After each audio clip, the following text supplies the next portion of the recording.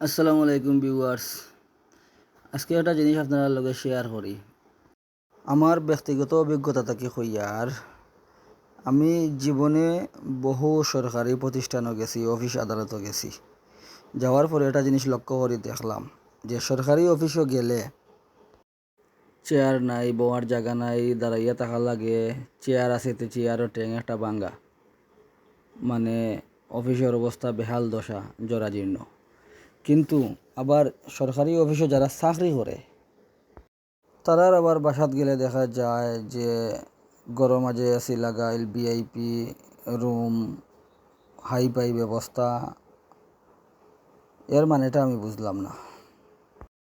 আবার বেসরকারি bank, office আদালত হৌকা গেলে দেখা যায় যে স্টাফসকল যারা আছে তারা ড্রেস আপ কিন্তু হাই, এসি আছে, বোয়ার সুব্যবস্থা আছে, পরিবেশ খুব সুন্দর, জাঁকজমক। কিন্তু আবার তারার যদি বাড়িত যাই তাহলে দেখবা যে ঠিকমতো তারা যে ঘুমাইতো যে ঠিকমতো পালং নাই, ঘরের পরিবেশ সুন্দর নাই। তো সরকারি আর বেসরকারির পার্থক্যটা আপনারা কইলাম, মোটামুটি আপনারা বুঝতে পারা, কিন্তু আমি বুঝলাম না। তো আপনারা কমেন্টের মাধ্যমে একটু তো আমারে জানাইবা। কারণ হইল গিয়া সরকারি আর বেসরকারি দুইটা জিনিসের পার্থক্যটা আমি আসলে বুঝিয়ে উঠতাম পারলাম না, যার কারণে আপনারা লগে শেয়ার করলাম। আপনারা হঠাৎ আমার কমেন্টের মাধ্যমে জানাইবা। আর